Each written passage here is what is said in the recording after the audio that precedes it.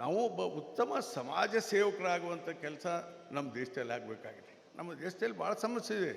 We are number 1 populated country in the world. ಇವತ್ತು 146 ಕೋಟಿ ಜನಸಂಖ್ಯೆ ಆಗ್ತಾಯಿದ್ವಿ ನಾವು. We are surpass the China.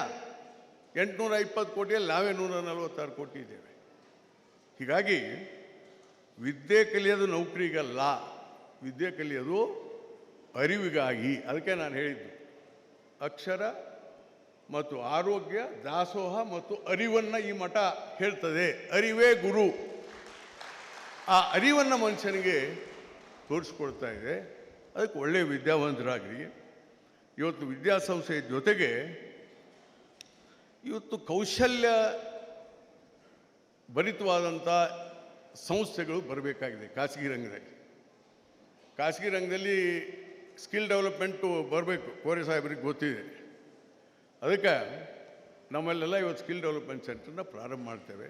ಸಾಧ್ಯವಾದರೆ ಪೂಜ್ಯ ಸ್ವಾಮೀಜಿಗಳಲ್ಲಿ ಪ್ರಾರ್ಥನೆ ಮಾಡ್ತೇನೆ, ಒಂದು ಒಳ್ಳೆಯ ಸ್ಕಿಲ್ ಡೆವಲಪ್ಮೆಂಟ್ ಸೆಂಟರ್ ತಾವು ಸರಿಯುವಂಥ ಪ್ರಯತ್ನ ಮಾಡಿದರೆ ನಾವೆಲ್ಲರೂ ಸೇರಿ ಆ ಒಂದು ಸಂಸ್ಥೆಗಳಿಗೆ ಬೇರೆ ಬೇರೆ ರೀತಿ ಏನು ಸಹಾಯ ಮಾಡಲಿಕ್ಕೆ ಸಾಧ್ಯ ಖಂಡಿತವಾಗಿ ಮಾಡ್ತೇವೆ. ಅದಕ್ಕೆ ಪೂಜ್ಯವರು ಅದ್ರ ಬಗ್ಗೆ ಚಿಂತನೆ ಮಾಡಿ. ಯಾಕಂದರೆ 100% ಇಸ್ ದ ಜಾಬ್ ಸಿಗೋದು ಯಾವುದು? ಸ್ಕಿಲ್ ಡೆವಲಪ್ಮೆಂಟ್ ಮಾತ್ರ. 100%.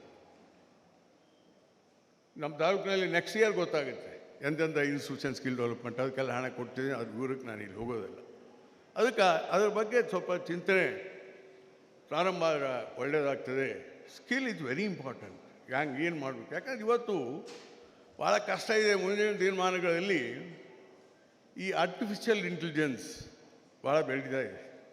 ಆರ್ಟಿಫಿಷಿಯಲ್ ಇಂಟೆಲಿಜೆನ್ಸ್ ಅಂದರೆ ಈ ಮನುಷ್ಯರ ಮಾನವ ಸಂಪನ್ಮೂಲಗಳಿಗಿಂತ ಏನು ಮಷಿನರಿನ ಸ್ಟಾರ್ಟ್ ಮಾಡಿಬಿಡ್ತಾವೆ. ಎಲ್ಲ ಅವರೇ ಟೀಚರ್ ಆಗ್ತಾರೆ, ಅವರೇ ಇದು ಮಾಡ್ತಾರೆ, ಎಲ್ಲ ಇದು ಬರ್ತದೆ. We don't know what will happen. ಅದು ಬಂದರೆ ಇಂಡಿಯಾಕ್ಕೆ ಎಷ್ಟು ಪ್ರಾಬ್ಲಮ್ ಆಗುತ್ತೆ ಗೊತ್ತಿಲ್ಲ ನಮಗೆ. ಅದಕ್ಕೆ ಇವತ್ತು ಸ್ಕಿಲ್ ಡೆವಲಪ್ಮೆಂಟ್ ಆದರೆ ಮಾತ್ರ ಅನುಕೂಲ ಆಗ್ತದೆ. ಅದ್ರ ಬಗ್ಗೆ ಚಿಂತನೆ ಮಾಡಲಿ. ಇವತ್ತು ಏನು ನಮ್ಮ ಕಲ್ಯಾಣ ಕರ್ನಾಟಕದ ಅಭಿವೃದ್ಧಿ ಆಗಬೇಕಾಗಿದೆ. ನಮ್ಮ ಸರ್ಕಾರನೂ ಕೂಡ article 371J doctor Manmohan Singh ತಿದ್ದುಪಡಿ ಮಾಡಿಕೊಟ್ರು. ಸಿದ್ದರಾಮಯ್ಯನವರು ಬಂದ ಮೇಲೆ ಸಾಕಷ್ಟು ಹಣವನ್ನು ಕೊಟ್ಟಿದ್ದಾರೆ. ಅದಕ್ಕಿಂತ ಮುಖ್ಯವಾಗಿ ಬಸವರಾಜ ಬೊಮ್ಮಾಯಿ ಅವ್ರಿಗೆ ಹೇಳಲಿಕ್ಕೆ ಇಚ್ಛೆಪಡ್ತೇನೆ. ಅವ್ರಿಗೆ ಗೊತ್ತಿದೆಯೋ ಇಲ್ವೋ, ಕಲ್ಯಾಣ ಕರ್ನಾಟಕ ಅಥವಾ ಹೈದರಾಬಾದ್ ಕರ್ನಾಟಕ ಅಭಿವೃದ್ಧಿ ಮಂಡಳಿಯನ್ನು ಪ್ರಾರಂಭ ಮಾಡಿದಂಥವರು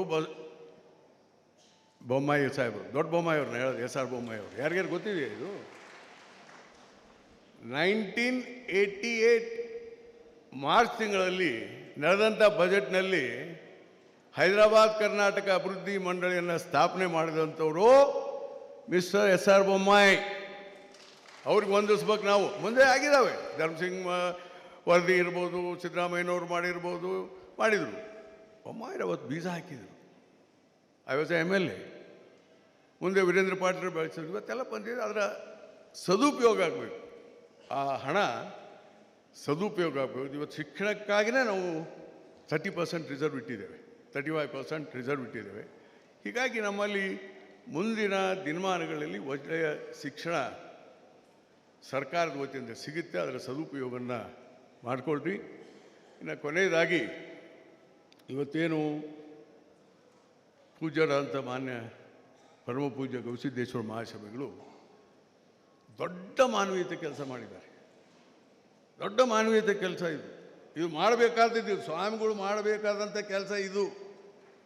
ಅದರಲ್ಲಿ ವಿಶೇಷವಾಗಿ ನಮ್ಮ ವೀರಶೈವ ಲಿಂಗಾಯತ ಮಠಗಳು ಏನು ನಮ್ಮ ಸಾಮಾಜಿಕ ಹಿಂದುಳಿಕೆಯನ್ನು ಗುರುತಿಸಿ ಎಲ್ಲ ಸಮಾಜದ ಜಾತಿರಹಿತವಾದಂಥ ಸಮಾಜನ ಕಟ್ಟಿದ್ದಾರೆ. ಅಂಥ ಒಂದು ಪುಣ್ಯದ ಕೆಲಸವನ್ನು ಗವಿಸಿದ್ದೇಶ್ವರ ಮಹಾಸ್ವಾಮಿಗಳು ಮಾಡ್ತಾಯಿದ್ದಾರೆ. ಈ ಸಂಸ್ಥೆ ಒಳ್ಳೆಯ ಸಂಸ್ಥೆಯಾಗಿ ಬೆಳೀಲಿ. ಇಲ್ಲಿಯ ವಿದ್ಯಾರ್ಥಿಗಳಿಗೆ ಒಳ್ಳೆಯ ಭವಿಷ್ಯ ಸಿಗಲಿ, ಒಳ್ಳೆಯ ಸಂಸ್ಕಾರ ಸಿಗಲಿ, ಒಳ್ಳೆಯ ವಿಚಾರಗಳು ಬರಲಿ. ಮುಂದಿನ ದಿನಮಾನಗಳಲ್ಲಿ ಒಳ್ಳೆಯ ಸಮಾಜ ನಿರ್ಮಾಣದ ಕಡೆ ನಮ್ಮ ಯುವಕರು, ವಿದ್ಯಾರ್ಥಿಗಳು ಈ ಮಠದಿಂದ ಅರಿವನ್ನು ಇಟ್ಕೊಂಡು ಕೆಲಸ ಮಾಡ್ತಾರೆ ಅಂತ ಹೇಳಿ ನಾನು ಬಯಸಿ, ಇವತ್ತು ಪೂಜ್ಯ ಮಹಾಸ್ವಾಮೀಜಿಗಳು ಮತ್ತು ಅವರ ಮಠದ ಎಲ್ಲ ಆಡಳಿತ ಮಂಡಳಿಯವರು ನಮ್ಮನ್ನೆಲ್ಲ ಕರೆಸಿ 2 ಮಾತನ್ನು ಹೇಳಲಿಕ್ಕೆ ಅವಕಾಶ ಮಾಡಿಕೊಟ್ಟಿದ್ದಕ್ಕೆ ಮತ್ತು ಪರಮ ಪೂಜ್ಯ ಮಹಾಸ್ವಾಮೀಜಿಗಳಿಗೆ ವಂದಿಸಿ ನಾನು ಮಾತು ಮುಗಿಸ್ತೇನೆ. ನಮಸ್ಕಾರ ಎಲ್ಲರಿಗೂ. ಧನ್ಯವಾದಗಳು. ಈಗ ವಿಧಾನ ಪರಿಷತ್ ಸದಸ್ಯರಾಗಿರುವಂಥ ಶ್ರೀಮತಿ ಹೇಮಲತಾ ನಾಯಕರವರು ನಮ್ಮೆಲ್ಲರನ್ನು ಉದ್ದೇಶಿಸಿ ಮಾತನಾಡಬೇಕೆಂದು ವಿನಂತಿಸಿಕೊಳ್ತೇನೆ. ಮಹಿಳಾ ಸಶಕ್ತೀಕರಣದ ಪ್ರತಿನಿಧಿಯಾಗಿ ಈ ಭಾಗದ ಹಲವಾರು ಸಮಸ್ಯೆಗಳಿಗೆ ತಮ್ಮ ಮಾತುಗಾರಿಕೆಯಿಂದ, ತಮ್ಮ ಹೋರಾಟದಿಂದ ಪರಿಹಾರ ಹಿಡಿಯುತ್ತಿರುವಂಥ ಶ್ರೀಮತಿ ಹೇಮಲತಾ ನಾಯಕರವರು ನಮ್ಮೆಲ್ಲರನ್ನ ಉದ್ದೇಶಿಸಿ ಮಾತಾಡಬೇಕೆಂದು ವಿನಂತಿಸಿಕೊಳ್ತೀನಿ. ಎಲ್ಲ ನನ್ನ ಪೂಜಾರಿಗೆ ನಮಸ್ಕಾರಗಳು, ಹಾಗೂ ಇಲ್ಲಿರ್ತಕ್ಕಂಥ ಎಲ್ಲ ನನ್ನ ನಾಯಕರು ಕೂಡ ನಾನು ನಮಸ್ಕಾರ ಹೇಳ್ತಾ, ಎಲ್ಲ ಭಾಗದಿಂದ ಬಂದಿರತಕ್ಕಂಥ ಸದ್ಭಕ್ತರಿಗೂ ಮತ್ತು ವಿದ್ಯಾರ್ಥಿನಿಗೂ ಕೂಡ ನಾನು ಈ ಒಂದು ಸಂದರ್ಭದಲ್ಲಿ ಹಾರೈಕೆಯನ್ನು ಹೇಳ್ತಾ, ಇವತ್ತಿನ ದಿನ ನಮ್ಮ ಹೈದರಾಬಾದ್ ಕರ್ನಾಟಕ ಭಾಗದಲ್ಲಿ, ಎಸ್ಪೆಷಲಿ ಕೊಪ್ಪಳದಲ್ಲಿ ಇವತ್ತು ಉತ್ತಮವಾದಂಥ ಸಂದರ್ಭ ಮತ್ತು ಈ ಒಂದು ಭವ್ಯವಾದ ಕಟ್ಟಡ ನೋಡಿದ ತಕ್ಷಣ ಭಾಳಷ್ಟು ಖುಷಿಯಾಯಿತು. ಕಾರಣ ಶಿಕ್ಷಣ, ವಿದ್ಯೆ ಅಂತಕ್ಕಂಥದ್ದು ಎಷ್ಟೊಂದು ಮುಖ್ಯ ಮಹಿಳೆಯರಿಗೆ ಅನ್ನೋದಕ್ಕಂಥದ್ದು ಈಗೆಲ್ಲರಿಗೂ ಹೇಳಿ ಆಗಿದೆ ನಾಯಕರೆಲ್ಲ. ಮಹಿಳಾ ಸಬಲೀಕರಣ ಅಂದ ತಕ್ಷಣ ಮೊದಲು ನೆನಪಿಗೆ ಬರೋದು ಅಕ್ಷರ. ಇವತ್ತು ಮಹಿಳೆಯರೆಲ್ಲರೂ ಅಕ್ಷರವಂತರ ಆದರೆ ಅವರ ಜೀವನ ಅವರೇ ರೂಪಿಸ್ಕೊಳ್ತಾರೆ. ಅಂಥದ್ರಲ್ಲಿ ಇವತ್ತು ನಮ್ಮ ಶ್ರೀಗಳು ಇಂಥ ಒಂದು ಉತ್ತಮವಾದಂಥ ಒಂದು ವಿದ್ಯಾದಕ್ಕೆ ಆಶ್ರಯ ಕೊಟ್ಟಿರ್ತಕ್ಕಂಥ ನಮ್ಮ ಶ್ರೀಗಳಿಗೆ ನೋಡಿದ್ರೆ ನಿಜವಾಗ್ಲೂ ಭಾಳ ಖುಷಿ ಆಗ್ತದೆ. ನಾವು ಆ ಭಾಗದಲ್ಲೆಲ್ಲ ಹೋಗಿರ್ತೀವಿ, ಮೈಸೂರಲ್ಲಿ ಸುತ್ತೂರು ಮಠಕ್ಕೆ ಹೋಗಿರ್ತೀವಿ. ಅಲ್ಲಿರ್ತಕ್ಕಂಥ ಎಜುಕೇಷನ್ ಸಂಸ್ಥೆಗಳಿಗೆ ಹೋದಾಗ ಅಲ್ಲಿ ನೋಡ್ತೀವಿ, ನಮ್ಮದೊಂದು ಇಂಥ ಸಂಸ್ಥೆ ಇದೆ ಅಂತ ಅಲ್ಲಿ ನಾವು ಹೇಳ್ಕೊಂಡಾಗ ಭಾಳ ಖುಷಿ ಅನ್ನಿಸ್ತದೆ. ಇವತ್ತು ತ್ರಿವಿಧ ದಾಸೋಹದ ಪಾಲನೆಗಳು ಎಲ್ಲವೂ ಮಾಡ್ತಾ ಇದ್ದಾವೆ, ಆದರೆ ಹೆಚ್ಚು ಕಡಿಮೆ ವ್ಯಾಪಾರ ಮನೋಭಾವನೆ ಭಾಳ ಆಗಿದೆ ಮಠ ಸಂಸ್ಥೆಗಳಿ ಕಾಲೇಜುಗಳಾಗಿರ್ತಕ್ಕಂಥದ್ದು.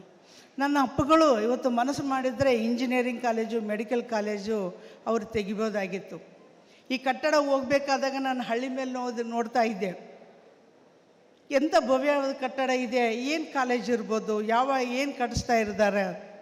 ಅದಾದ ನಂತರ ಗೊತ್ತಾಯಿತು, ಇವತ್ತು ಬಡ ಮಕ್ಕಳಿಗೆ ಆಶ್ರಯ ಕೊಟ್ಟು ಅವರ ವಿದ್ಯಾವಂತರಾಗಿ ಮಾಡ್ತಕ್ಕಂಥ ಕೆಲಸ ನನ್ನ ಅಪ್ಪುಗಳು ಮಾಡ್ತಾ ಇದ್ದಾನೆ ಅಂದರೆ ನಿಜವಾಗ್ಲೂ ಭಾಳ ಹೃದಯ ತುಂಬಿ ಬರ್ತದೆ. ಇವತ್ತು ರಾಜ್ಯದ ಉದ್ದಗಲಕ್ಕೂ ಕೂಡ ಪ್ರತಿಯೊಂದು ಕಾಲೇಜಿನಲ್ಲಿ ಸಂಸ್ಥೆಗಳು ನಡೆಸ್ತಕ್ಕಂಥ, ಮಠಗಳ ಮಾನ್ಯಗಳು ನಡೆಸ್ತಕ್ಕಂಥ ಎಲ್ಲ ವಿದ್ಯಾಸಂಸ್ಥೆಗಳು ಯಾವುದಕ್ಕೂ ಅವರು ಸೊಪ್ಪಾಕದೆ ನಮ್ಮದೇ ಆದಂಥ ಒಂದು ದಾರಿಯಲ್ಲಿ ಹೋಗ್ತಾ ಇದ್ದಾರೆ ಅಪ್ಪುಗಳು.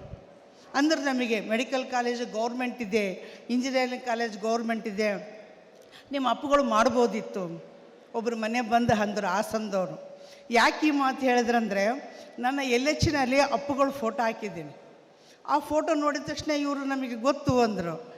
ಗೊತ್ತಿರದೇ ಇರ್ತದೆ ನಿಮಗೆ, ಹೆಂಗೆ ಗೊತ್ತಿರಲ್ಲ ಅಂದಾಗ ಅವರು ಹೇಳಿದರು, ಇವ್ರ ಬಗ್ಗೆ ಎಷ್ಟೊಂದು ತಿಳ್ಕೊಂಡಿದ್ದಾರೆ ಆ ಭಾಗದವ್ರು ಅಂದರೆ ಭಾಳ ಹೃದಯ ತುಂಬಿ ಬಂತು. ಇವತ್ತು ನನ್ನ ಕೊಪ್ಪಳ ಇತಿಹಾಸ ಭೂಪಟದಲ್ಲಿ ಉತ್ತಮವಾದಂಥ ಒಂದು ಮಠ ಇದೆ, ಅಕ್ಷರಜ್ಞಾನ ಇದೆ, ಬಡ ಮಕ್ಕಳಿಗೆ ಆಶೆ ಇದೆ. ಇಂಥ ಕ್ರಾಂತಿಕಾರಿ ಕೆಲಸನ ನಮ್ಮ ಅಪ್ಪುಗಳು ಮಾಡ್ತಾ ಇದ್ದಾರೆ ಅಂದರೆ ನಿಜವಾಗ್ಲೂ ನಾವು ಬಹಳ ಅವರನ್ನು ಪಡೆದೋದಕ್ಕೆ ನಾವು ಪುಣ್ಯವಂತರಂತ ಈ ಸಂದರ್ಭದಲ್ಲಿ ಅನುಭವಿಸ್ತೀನಿ. ಕಳೆದ ಒಂದು ಸಾರಿ ನಮ್ಮ ಮಾಜಿ ಮುಖ್ಯಮಂತ್ರಿಗಳು ಇಲ್ಲೇ ಇದ್ದಾರೆ. ಅಪ್ಪುಗಳವ್ರ ಬಗ್ಗೆ ಸದನದಲ್ಲಿ ಎತ್ತಿದಾಗ ನಿಜವಾಗ್ಲೂ ನಮಗೆ ಬಹಳ ಖುಷಿ ಅನ್ನಿಸ್ತಾವ. ನಮ್ಮ ಭಾಗದ ಒಬ್ಬ ಶ್ರೀಗಳ ವಿಷಯ ಇಲ್ಲೊಂದು ಚರ್ಚೆ ಆಗ್ತಾ ಇದೆ ಅಂತಂದರೆ ಭಾಳ ಖುಷಿ ಅನ್ನಿಸ್ತು. ನಮ್ಮ ಮಾನ್ಯ ಮುಖ್ಯಮಂತ್ರಿಗಳು ಅಪ್ಪಗಳವರು ಮಾಡಿರ್ತಕ್ಕಂಥ ಸೇವಾ ಮನೋಭಾವನೆಯನ್ನು ಅವತ್ತು ಹೇಳಿದಾಗ ನನಗೆ ಬಹಳ ಗೌರವಪಟ್ಟೆ. ಬೊಮ್ಮಾಯಿಜಿಯ ಸಹ ಈ ರೀತಿಯಲ್ಲಿ ನಾನು ಧನ್ಯವಾದ ಹೇಳ್ತೀನಿ. ಇವತ್ತು ಈ ಭಾಗದಲ್ಲಿ ಉತ್ತಮವಾದಂಥ ಒಂದು ಎಜುಕೇಷನ್ ತಲೆ ಎತ್ತಿದೆ. ಇಂಥ ಇನ್ಸ್ಟಿಟ್ಯೂಷನ್ನಲ್ಲಿ ಎಜುಕೇಷನ್ ಬೆಳೀತಿರ್ತಕ್ಕಂಥ ಎಲ್ಲ ಮಕ್ಕಳು ಪುಣ್ಯವಂತರು ಅಂತ ಹೇಳ್ತಾ ನನಗೆ ಮಾತನಾಡಲು ಅವಶ್ಯ ಕೊಟ್ಟು ಧನ್ಯವಾದ.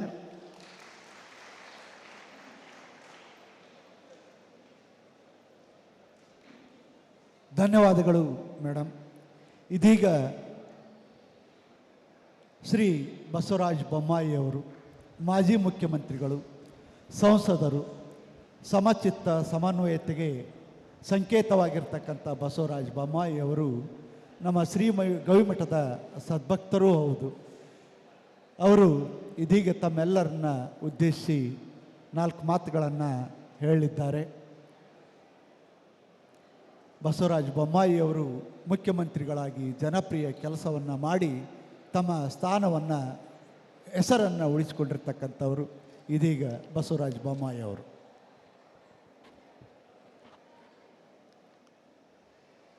ಎಲ್ಲರಿಗೂ ಶರಣು ಶರಣಾರ್ಥಿ.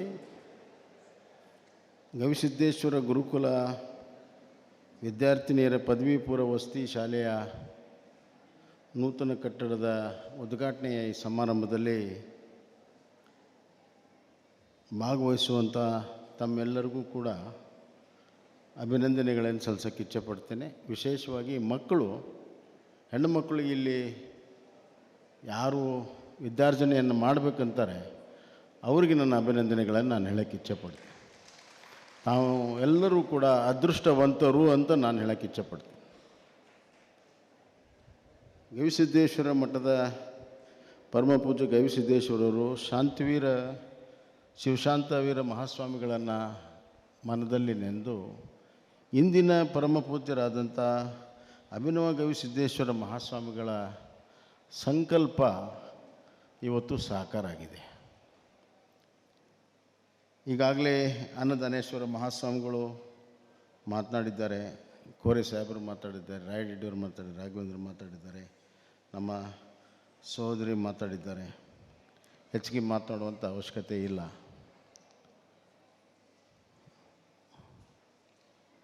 ಒಂದು ಕಾಲ ಇತ್ತು, ಯಾರ ಹತ್ರ ಭೂಮಿ ಇದೆ ಅವ್ರ ಜಗತ್ತನ್ನು ಆಳ್ತಾಯಿದ್ರು. ಅದಕ್ಕೆ ನಾವು ರಾಜ ಮಹಾರಾಜರು ಭೂಮಿಗಾಗಿ ಯುದ್ಧವನ್ನು ಮಾಡಿದ್ದು ನಾವು ನೋಡಿದ್ವಿ. ಅಲೆಕ್ಸಾಂಡರ್ ದ ಗ್ರೇಟನ್ನು ಕೂಡ ನಾವು ನೋಡಿದ್ವಿ. ಮತ್ತೊಂದು ಕಾಲ ಬಂತು, 16, 17, 18ನೇ ಶತಮಾನ. ಯಾರ ಹತ್ರ ದುಡ್ಡಿದೆ, ಕ್ಯಾಪಿಟಲ್ ಇದೆ, ಯಾರ ಹತ್ರ ಬಿಸ್ನೆಸ್ ಇದೆ, ಅವ್ರ ಜಗತ್ತನ್ನು ಆಳಿದ್ರು. ಕರ್ನಾಟಕಕ್ಕಿಂತ ಸಣ್ಣ ಪ್ರದೇಶವಾಗಿರುವಂಥ ಇಂಗ್ಲೆಂಡು 139 ದೇಶಗಳಲ್ಲಿ ತನ್ನ ಒಡೆತನವನ್ನು ಸ್ಥಾಪನೆ ಮಾಡಿತು. ಅದು 21ನೇ ಶತಮಾನ. ಭೂಮಿ ಇದ್ದವ್ರದ್ದು ಅಲ್ಲ, ಅಥವಾ ಹಣ ಇದ್ದವ್ರದ್ದು ಅಲ್ಲ, ಇದು ಜ್ಞಾನದ ಶತಮಾನ. ಯಾರ ಹತ್ರ ಜ್ಞಾನ ಇದೆ ಅವ್ರ ಜಗತ್ತನ್ನು ಆಳ್ತಾರೆ. ಅಮೇರಿಕ ಅನ್ನುವಂಥ ದೇಶದಲ್ಲಿ ಅಲ್ಲಿರುವವರು ಎಲ್ಲರೂ ಕಲಿತವರಿದ್ದಾರೆ. ಅಲ್ಲಿಯ ಅಧ್ಯಕ್ಷರು ನಮಗೆ ಹೊರಗಡೆಯವ್ರಿಗೆ ಬಹಳ ಮುಖ್ಯ. ಡೊನಾಲ್ಡ್ ಟ್ರಂಪ್ ನಮ್ಗೆ ಬಹಳ ಮುಖ್ಯ. ಆದರೆ ಅಲ್ಲಿ ಒಳಗಡೆ ಅಮೇರಿಕನ್ಸ್ ಅವ್ರಿಗೆ ಅವ್ರು ಭಾಳ ಮುಖ್ಯ ಅಲ್ಲ. ಎಲಾನ್ ಮಸ್ಕ್ ಭಾಳ ಮುಖ್ಯ ಅವ್ರಿಗೆ. ಹೇಗೆ there is a paradigm shift, levers of power towards knowledge. ಮೊದಲು ಯಾವುದಾದ್ರೂ ದೇಶದ ಪ್ರಧಾನಮಂತ್ರಿಗಳು ಬಂದರೆ ದಿಲ್ಲಿಗೆ ಬರ್ತಿದ್ರು. ಈಗ ದಿಲ್ಲಿಗೆ ಬರೋದಿಲ್ಲ, ಬೆಂಗಳೂರಿಗೆ ಬರ್ತಾರೆ. ಬೆಂಗಳೂರಿಗೆ ಬಂದರೂ ವಿಧಾನಸಭೆಗೆ ಬರೋದಿಲ್ಲ, ಇನ್ಫೋಸಿಸ್ಗೋ ವಿಪ್ರೋ ಕ್ಯಾಂಪಸ್ಸಿಗೆ ಹೋಗ್ತಾರೆ. ಎಲ್ಲಿ ಜ್ಞಾನ ಇದೆ ಅಲ್ಲಿ ಶಕ್ತಿ ಕೇಂದ್ರಿತವಾಗಿದೆ. ಆದ್ದರಿಂದ ಈ ಕೇಂದ್ರ ಜ್ಞಾನದ ಶಕ್ತಿ ಕೇಂದ್ರ ಆಗಬೇಕು ಅನ್ನುವಂಥ ಮಹಾ ಆಸೆಯಿಂದ ಪರಮ ಪೂಜ್ಯರು ಇದನ್ನು ಮಾಡಿದ್ದಾರೆ. ನೋಡಿ, ಸಂಕಷ್ಟದಲ್ಲಿ ಸಾಧನೆ ಆಗ್ತದೆ. ಸಂಕಷ್ಟ ಬಂದಾಗ ಮನುಷ್ಯ ತನ್ನ ಸಾಹಸವನ್ನು ತೋರಿಸ್ತಾನೆ. ಸಕಾರಾತ್ಮಕವಾಗಿರುವಂಥ ಚಿಂತನೆ ಸಂಕಷ್ಟದಲ್ಲಿ ಸಾಧನೆಯನ್ನು ಮಾಡ್ತದೆ.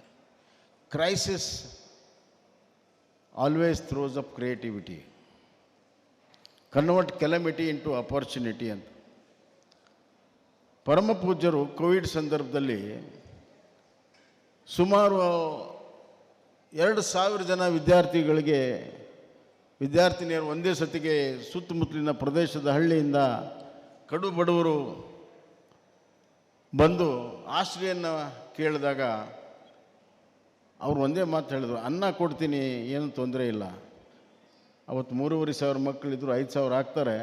ಅನ್ನ ಕೊಡ್ತೀನಿ, ಆದರೆ ಆಶ್ರಯ ಕೊಡೋದು ಒಮ್ಮಕ್ಕಳಿಗೆ ಸಾಧ್ಯ ಇಲ್ಲ ಅನ್ನುವಂಥ ಒಂದು ಮಾತನ್ನು ಅವರು ಬಹಳ ನೋವಿನಿಂದ, ಕೊಡೋಕ್ಕಾಗಲಿಲ್ಲ ಅನ್ನುವಂಥ ನೋವಿನಿಂದ ಹೇಳಿದಾಗ ಇಲ್ಲೇ ಕೂತಿದ್ದಾರೆ ನಮ್ಮ ಕರಡಿ ಸಂಘನವ್ರು ಅವರೆಲ್ಲರೂ ಕೂಡ ಬಂದು ಈ ಥರ ಆಗಿಬಿಟ್ಟಿದೆ, ಪರಮ ಪೂಜ್ಯರು ಯಾರಿಗೂ ಏನು ಕೇಳೋರಲ್ಲ, ಆದರೆ ನಮಗೆ ಭಾಳಷ್ಟು ನೋವಾಗಿದೆ, ಇದನ್ನೇನಾರ ಮಾಡಬೇಕು ಅಂತ ಹೇಳಿ ಬಂದಾಗ ಒಳ್ಳೆಯ ಕೆಲಸವನ್ನು ತಡ ಮಾಡದೆ ಮಾಡಬೇಕು. ಏನು ಸುಮಾರು ಕೆಲಸವನ್ನು ಮುಂದೂಡ್ತಾ ಹೋಗಬೇಕು. ಮನುಷ್ಯ ಒಳ್ಳೆ ಕೆಲಸಕ್ಕೆ ಸಮಯವನ್ನು ಕಳೆದು ಆ ಸಮಯ ಹೋಗ್ಬಿಟ್ರೆ ಮತ್ತೆ ಆ ಕೆಲಸ ಮಾಡೋಕ್ಕೆ ಸಾಧ್ಯ ಇಲ್ಲ. ಆ ಸಂದರ್ಭದಲ್ಲಿ ನನ್ನ ಯೋಗ ಸಹಾಯ ಮಾಡುವಂಥ ಒಂದು ಸ್ಥಾನದಲ್ಲಿದ್ದೆ, ಒಂದು ಸಣ್ಣ ಸಹಾಯವನ್ನು ಮಾಡಿದೆ. ಆದರೆ ಅದು ಒಂದು ಸಣ್ಣ ಸಹಾಯ, ಒಂದು ನೆಪ ಇವತ್ತು ಇಷ್ಟು ದೊಡ್ಡ ಸಂಸ್ಥೆಯನ್ನು, ಅಭೂತಪೂರ್ವವಾಗಿರುವಂಥ ಸಂಸ್ಥೆಯನ್ನು ಇವತ್ತು ಕಟ್ಟಿದ್ದಾರೆ. ನಮ್ಮ ಭಾರತದ ಭವಿಷ್ಯ, ಕರ್ನಾಟಕದ ಭವಿಷ್ಯ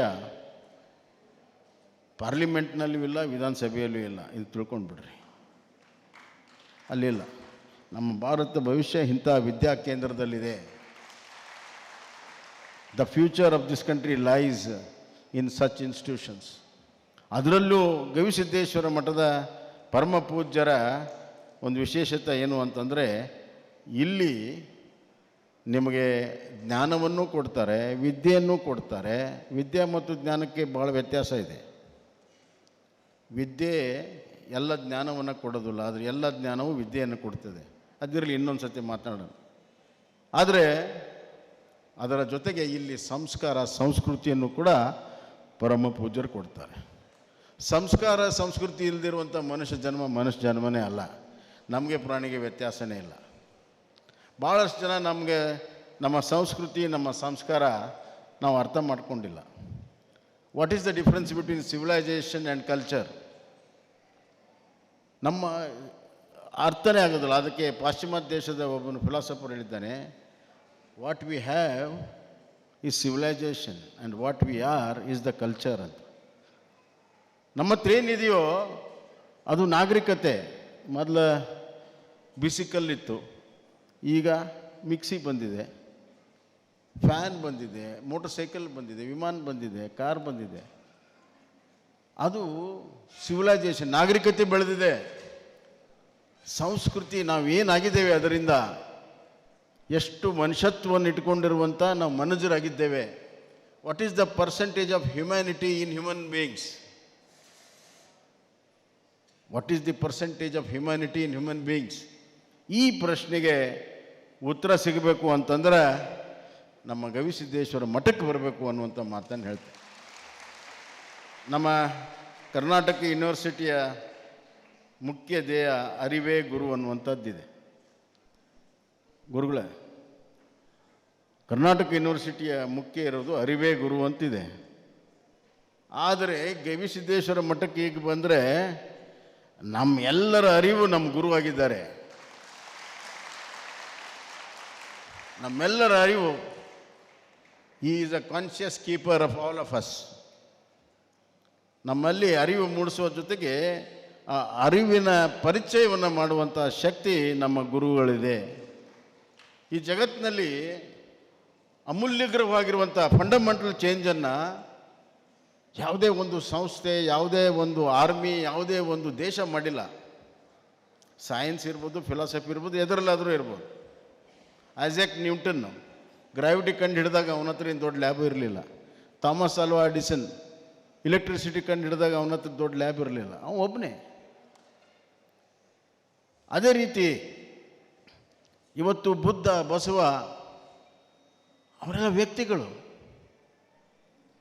ಒಬ್ಬರು. ಯಾಕೆ ಎಲ್ಲರೂ ಸೇರಿ ಮಾಡದಿರುವುದನ್ನು ಒಬ್ಬ ವ್ಯಕ್ತಿ ಯಾಕೆ ಮಾಡೋಕ್ಕೆ ಸಾಧ್ಯ? ಎಲ್ಲರೂ ಸೇರಿ ಮಾಡುವಂಥದ್ದು ಕ್ರಾಂತಿ. ಆ ಕ್ರಾಂತಿ ಎಲ್ಲಿವರೆಗೂ ಆ ಗುರಿ ಸಾಧನೆ ಇದೆ, ಎಲ್ಲರೂ ಏಕಾಗ್ರತವಾಗಿ ಚಿಂತನೆ ಮಾಡ್ತೇವೆ. ಆ ಗುರಿ ಸಾಧನೆ ಆದ ಮೇಲೆ ಆ ಸಾಧನೆಯನ್ನು ಹೆಂಗೆ ನಾವು ಮುಂದುವರ್ಸ್ಕೊಂಡು ಹೋಗ್ಬೇಕು ಅನ್ನೋದರಲ್ಲಿ ನಮಗೆ ವ್ಯತ್ಯಾಸ ಇರ್ತದೆ. ಉದಾಹರಣೆಗೆ ನಮ್ಮ ಇಂಡಿಪೆಂಡೆನ್ಸ್, ನಮ್ಮ ಸ್ವತಂತ್ರ ಹೋರಾಟಕ್ಕೆ ನಾವೆಲ್ಲರೂ ಕೂಡಿ ಹೋಗಿದ್ವಿ. ಸ್ವತಂತ್ರ ಬಂದ ಮೇಲೆ ಬೇರೆ ಬೇರೆ ಚಿಂತನೆ ಪ್ರಾರಂಭ ಆಯಿತು. ಅದೇ ರೀತಿ ರಷ್ಯನ್ ರೆವಲ್ಯೂಷನ್ನು, ಫ್ರೆಂಚ್ ರೆವಲ್ಯೂಷನ್ನು ಎಲ್ಲವೂ ಹಂಗೆ ಆಗಿರುವಂಥದ್ದು. ಆದರೆ ವ್ಯಕ್ತಿಗತವಾಗಿರುವಂಥ ಆ ಒಂದು ಶಕ್ತಿ ಇರುವಂಥ ಜನ ಸಿಂಗಲ್ ಮೈಂಡೆಡ್ ಪರ್ಸ್ಯೂಟ್ನೆಸ್ ಅಂತಾರೆ. ಏಕಾಗ್ರತವಾಗಿ ಒಂದು ಗುರಿಯನ್ನು ಸಾಧನೆ ಮಾಡಬೇಕು ಅಂತ ಹೇಳಿ ಹೊರಟಾಗ ಅದರಲ್ಲಿ ಯಾವುದೇ ರೀತಿಯ ಭೇದ ಭಾವ ಅಥವಾ ಡೈವರ್ಜೆನ್ಸ್ ಆಫ್ ಥಿಂಕಿಂಗ್ ಇರೋದಿಲ್ಲ. ನಾನು ಗುರುಗಳನ್ನು 2021-22ರಿಂದ ಪ್ರಾರಂಭ ಆಗಿರುವಂಥ ಈ ಒಂದು ಸಂಸ್ಥೆ ಕಟ್ಟೋದರಲ್ಲಿ ಏಕಾಗ್ರತವಾಗಿ ಅವರ ಪ್ರಯತ್ನ ಮತ್ತು ಗುರಿ ಇತ್ತು. ಏಕಾಗ್ರತೆ ಇವಾಗ ಅದನ್ನು ಬಿಟ್ಟರೆ ಬೇರೆ ಏನೂ ಇರಲಿಲ್ಲ. ಅದಕ್ಕಾಗಿ ಈ ಸಾಧನೆ ಆಯಿತು. ನಮ್ಮ ತಾಯಿಗೆ ಹೇಳಿದರು, ನಿಮ್ಮ ಖಂಡಿತವಾಗೂ ಗುರಿ ಇರಬೇಕು, ಕನಸಿರಬೇಕು. ಆ ಕನಸಿನ ಜೊತೆಗೆ ಸಂಕಲ್ಪ ಇರಬೇಕು. ಆ ಗುರಿಯನ್ನು ಸಾಧಿಸ್ತೇನೆ ಅನ್ನುವಂಥ ಸಂಕಲ್ಪ ನಿಮ್ಮ ಮನಸ್ಸಿನಲ್ಲಿ ಬಂದಾಗ ದಾರಿ ತಾನೇ ಸಿಗ್ತದೆ.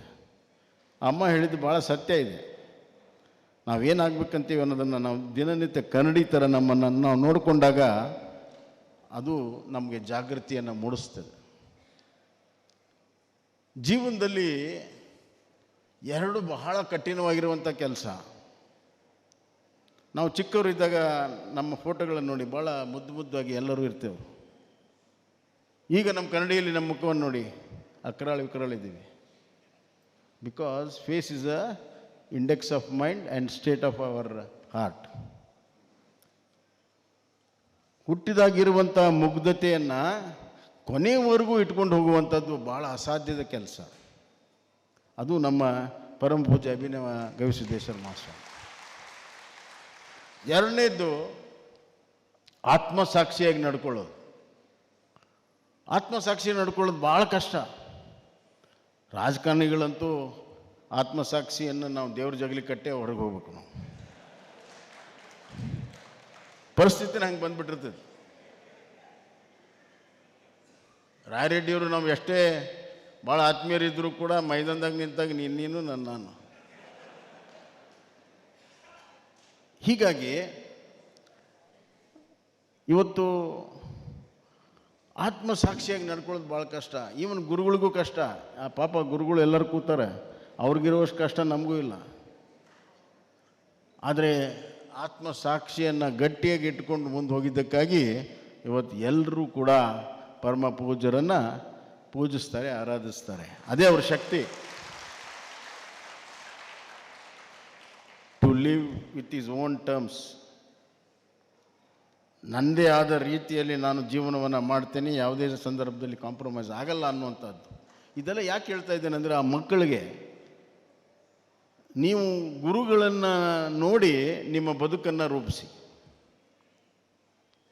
ಗುರುಗಳಂತೆ ಆಗದಿದ್ದರೂ ಕೂಡ ಗುರುಗಳ ಒಂದು 25-30% ಅಂಶಗಳು ನಿಮ್ಮಲ್ಲಿ ಬಂದರೆ ಭಾಳ ದೊಡ್ಡ ಮನುಷ್ಯರಾಗ್ತೀರಿ.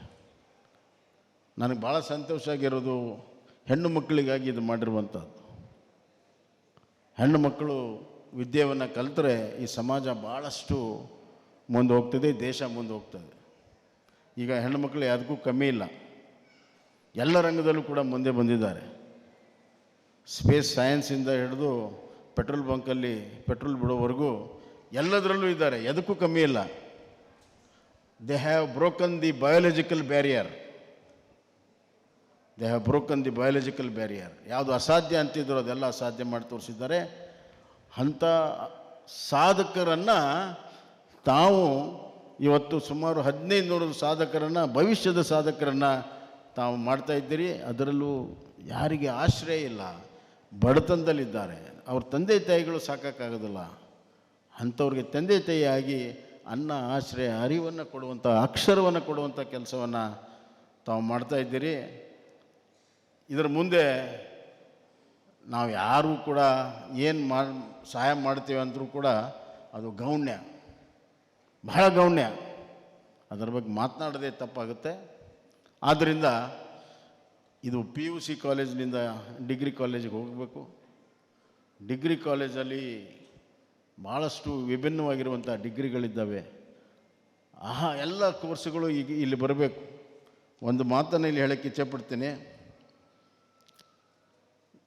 ಈ ಮಠದ ಸಂಸ್ಥೆಗಳು ಮತ್ತು ಬೆಳೆಯುತ್ತಿರುವಂಥ ರೀತಿ, ಅದರಲ್ಲಿರುವಂಥ ಅತ್ಯಂತ ಅಂತಃಕರಣದ ಒಂದು ಸ್ಪಂದನೆ, ಜಾಗತೀಕರಣ, ಉದಾರೀಕರಣ, ಖಾಸಗೀಕರಣದಲ್ಲಿ ಅಂತಃಕರಣವನ್ನು ಮರ್ತಿದ್ದೀವಿ ನಾವು.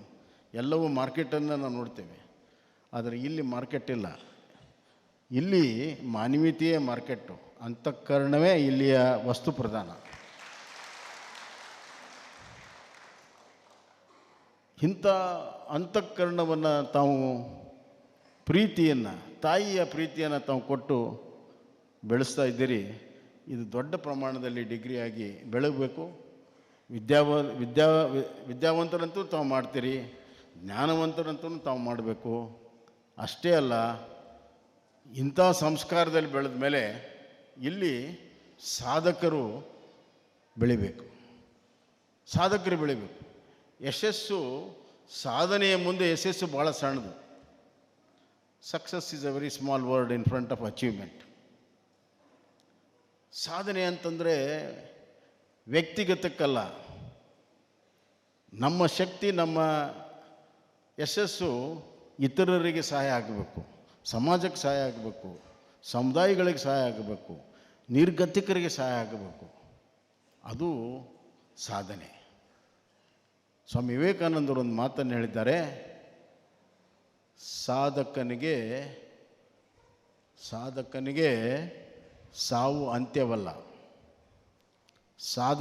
ಸಾವು ಅಂತ್ಯವಲ್ಲ, ಸಾವಿನ ನಂತರವೂ ಬದುಕೋದು ಸಾಧಕ. ಈ ಮಾತು ಯಾಕೆ ಹೇಳ್ತೇನೆಂದರೆ, ಆ ಇಬ್ಬರು ಗುರುಗಳನ್ನು ನೋಡಿದಾಗ, ವಿಶೇಷವಾಗಿ ಕವಿಸಿದ್ದೇಶ್ವರ ಪರಮ ಪೂಜ್ಯರನ್ನು, ಶಿವಶಾಂತಜಿಯವರು ನೋಡಿದಾಗ ಆ ಭಾವನೆ ಬಂತು ನನಗೆ. ಇವರು ಸಾಧಕರು ಸಾವಿನ ನಂತರ ಹೆಂಗೆ ಬದುಕ್ತಾ ಇದ್ದಾರೆ ಅಂತ. ಆದ್ದರಿಂದ ಅಂಥ ಸಾಧನೆಯನ್ನು ನಮ್ಮ ಪರಮ ಪೂಜ್ಯರು ಮಾಡ್ತಾ ಇದ್ದಾರೆ. ಆ ಸಾಧನೆ ಉತ್ತುಂಗಕ್ಕೆ ಹೋಗಲಿ. ಅವರ ಸಾಧನೆ ಅಂದ್ರೇನು? ನಿಮ್ಮ ಸಾಧನೆ. ಈ ಕೊಪ್ಪಳ ಭಾಗ ಇದೊಂದು ವಿದ್ಯಾಕಾಶಿಯಾಗಿ, ವಿದ್ಯಾ ಕೇಂದ್ರವಾಗಿ ಇಡೀ ಜಗತ್ತು ಪ್ರಸಿದ್ಧ ಆಗಲಿ ಅಂತ ಹಾರೈಸಿ ನನ್ನ ಮಾತು ವಿರಾಮವನ್ನು ಹೇಳ್ತೀನಿ.